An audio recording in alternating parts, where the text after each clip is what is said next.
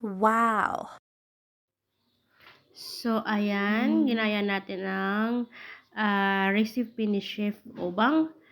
So, ayan yung tinapay na lumang tinapay na yan, pero hindi pa yan siya sira. So, kasi ang ginamit ni Chef Obang ay tinapay, so ginagaya lang natin yung recipe niya. So, ayun yung tinapay, tinanggalan natin yung gilid.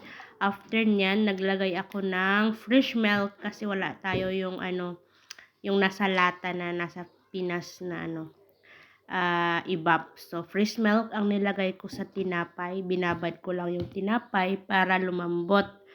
Ayan.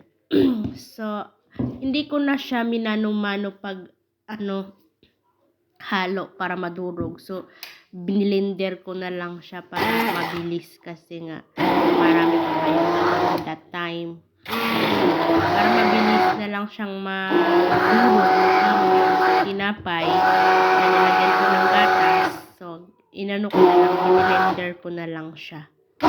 Ayan siya.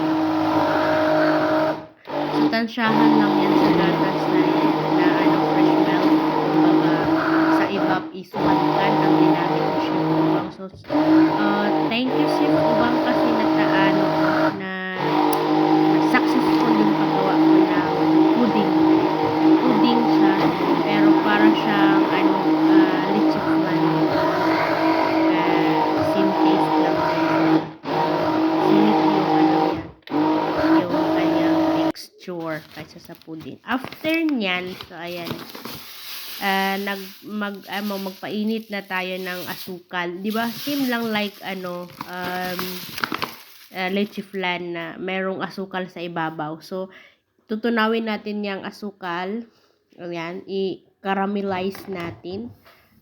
Same lang talaga siya sa sa leche flan, but ang ginawa natin, inilagyan natin ng tinapay. So, ayan, natunaw na ang kinaramelize natin na asukal. So, after nyan, ayan na yung gagamitin natin na pan na makapal nga yan kaya natagalan ako pagkaluto nyan. So, ayan na siya, yung binilend natin kanina na tinapay na may gatas. Tapos, nilagyan ko lang ng 2 itlog. Ayan. Tapos, mix tayo ngayon. Mix. After nyan natin pagka-mix,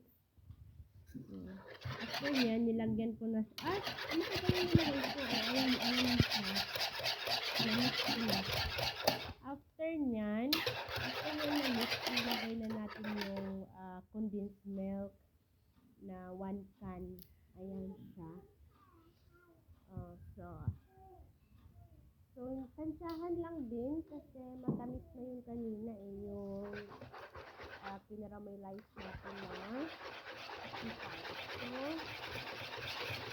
kailangan lang yan is matansyahan. So, ako naglagay ako ng 1 can na condensed milk. Tapos, para mabalance yung lasa, nilagyan ko yan ng konting asin. Para mabalance na kasi matamis So, ayan, habang nag-voice over ako, mayroong batang makulit dito na.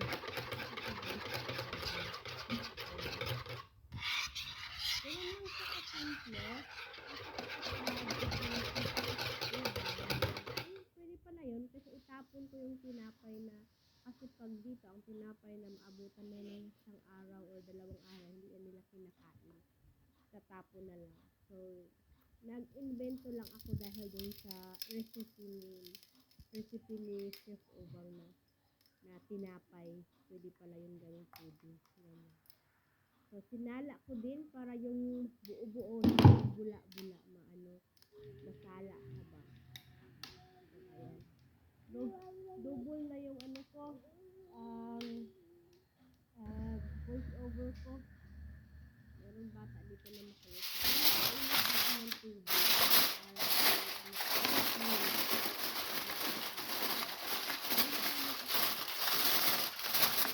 Pero ang pagluto niyan dapat isa sa mga lang 45 45 minutes like that.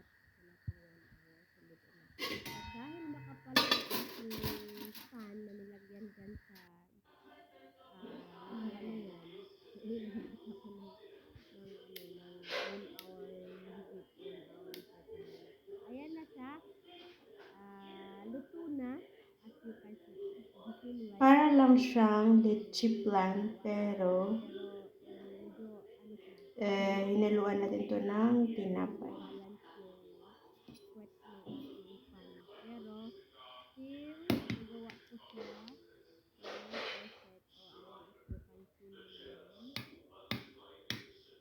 So, happy ako kasi nagaya ko yung recipe ng fish ubang. So, yung fish ubang, tagal na akong followers niya sa Facebook. Ayan, thank you so much. And wow, ang sarap. Ayan siya.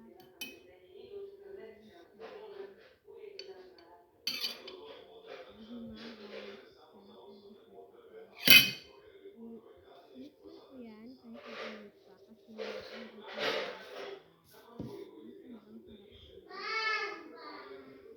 Ayan, tinanggal ko lang ang lasa. Para sa video na to, nag-cut ako ng kaunti para makita niyo kung gaano ka-perfect